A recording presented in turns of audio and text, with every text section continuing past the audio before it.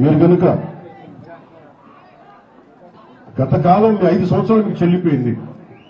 ఈ 5 సంవత్సరాల కాలంలో శ్రీ సుదర్శన్ రెడ్డి గారు వీరి మీద ఈ రోజున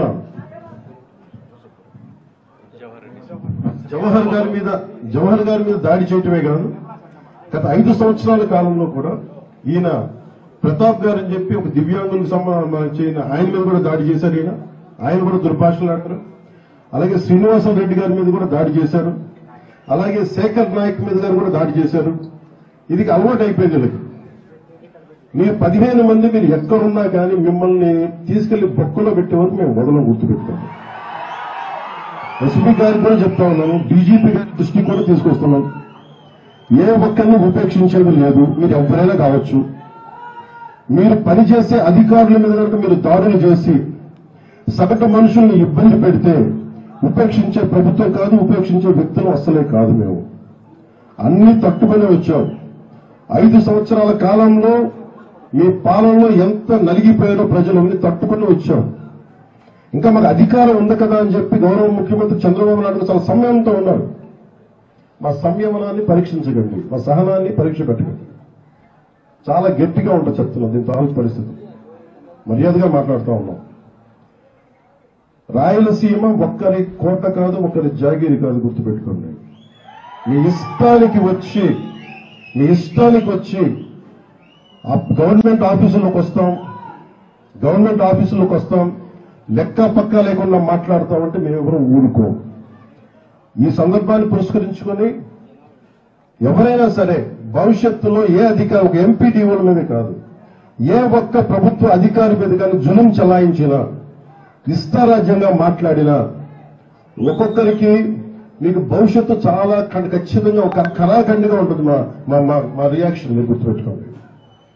ఇంకా సంస్కారం కాదు కాబట్టి ఇంకా పద్ధతిగా మాట్లాడుతున్నాను. అధికారంలో ఉన్నాను కాబట్టి ఇంకా బలంగా ఇంకా జాగ్రత్తగా మాట్లాడుతున్నాను.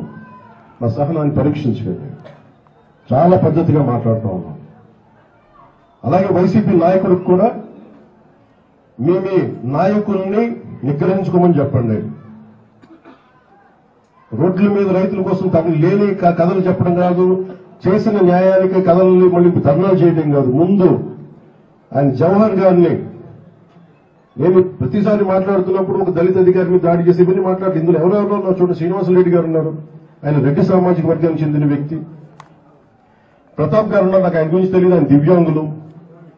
అలాగే శేఖర్ నాయక్ ఉన్నారు, ఆయన షెడ్యూల్ ట్రైబ్స్ కి సంబంధించిన వ్యక్తి. ఇది ప్రతి చోట ఇది ఒక్కరికి సంబంధం లేదు, ఒక జాతికి సంబంధించింది కాదు. కానీ మేము ఏదైనా చేయగలం, అధికారంలో ఉన్నాం కాబట్టి.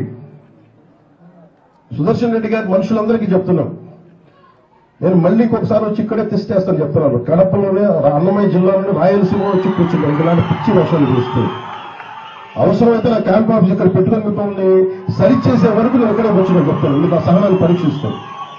ఎందుకంటే అన్ని తెగించి వచ్చాం. రాష్ట్రం బాగుండాలి. రాయలసీమ యువత ఎక్కడికో వెళ్ళిపోతా ఉన్నారు. ఉద్యోగాలు, ఉపాధి అవకాశాలకి ఇక్కడికో బెంగళూరుకి, తమిళనాడుకి ఎక్కడికో వెళ్ళిపోతున్నారు. వాళ్ళందరికీ ఉపాధి అవకాశాలు రావాలి. ఈ విధంగా మేము ఆలోచిస్తా ఉన్నాం. ప్రభుత్వం అధికారులందరూ కూడా మేము బలం ఇవ్వడానికి వచ్చాం, మరి బలాన్ని నిర్వీర్యం చేయడానికి రాలేదు. ఇలాంటి సమయంలో మీరు ఒళ్ళు దగ్గర పెట్టుకుని మాట్లాడకపోయినా, సోషల్ మీడియాలో పిచ్చి కూతలు కూసినా, ఇలా ఆఫీసులకు వచ్చి దాడులు చేసినా దీని పరిణామాలు చాలా చాలా చాలా తీవ్రంగా ఉంటాయి. గుర్తుపెట్టుకోండి. ప్రత్యేకించి ఈ సంఘటనని బయటకు తీసుకొచ్చిన మీడియా మిత్రులందరికీ, మీ పత్రికాధిపతులందరికీ, ప్రతి ఒక్కరికి పేరు పేరున ధన్యవాదాలు తెలుపుకుంటూ సెలవు తీసుకుంటాం.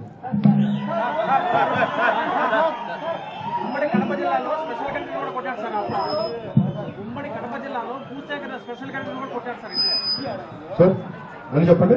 ఉమ్మడి కడప జిల్లాలో వీటన్నిటికి సంబంధించి నేను ఇది ప్రత్యేకించి కేబినెట్ లో చర్చిస్తాం. ఇది కేబినెట్ లో చర్చిస్తాం. ఇప్పుడు నా పేషీ కూడా తెలియజేశాను.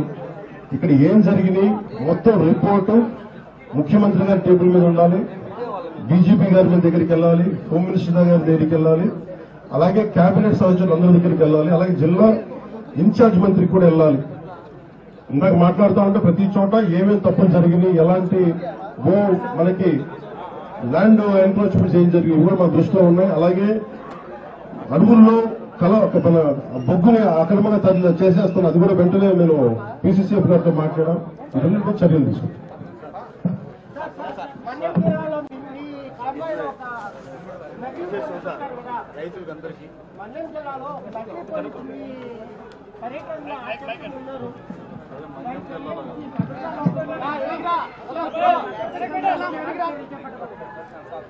నిజమే చెప్పాలంటే నా భద్రత నాకు ఆశీర్వేస్తుంది. ఈరోజు పొద్దునే నేను ఈ పర్యటనకు వస్తామంటే నా దృష్టికి తీసుకొచ్చారు. ఒక ఐపీఎస్ అధికారి ముసుగులో ఒక వ్యక్తి తిరిగాడు, వచ్చాడు, మొత్తం ఫోటోలు తీసుకున్నాడంటే నేను అడిగాను, అసలు ఎవరన్నా ఒక ఐపీఎస్ స్థాయి అధికారి వస్తే ఎవరన్నా అడుగుతాం కదా, how come it polices overlook అంటే ఎందుకు దీన్ని చూడలేకపోయారు అనేది నా పేషీ అధికారులతో మాట్లాడుతూ ఉన్నారు. ఇది కేవలం నాకు పనిచేయడం తెలుసు, రాష్ట్ర పోలీస్ శాఖ బాధ్యత, ఇది ఇంటెలిజెన్స్ శాఖ బాధ్యత, హోంశాఖ బాధ్యత, అలాగే డీజీపీ గారి బాధ్యత. నాకు పనిచేయడమే తెలుసు. అధికారం ఉన్నా లేకపోయినా పనిచేస్తాం. ఈరోజు అధికారం ఉన్నా పనిచేస్తాం, రక్షణ ఉన్నా పనిచేస్తాం, రక్షణ లేకపోయినా పనిచేస్తాం.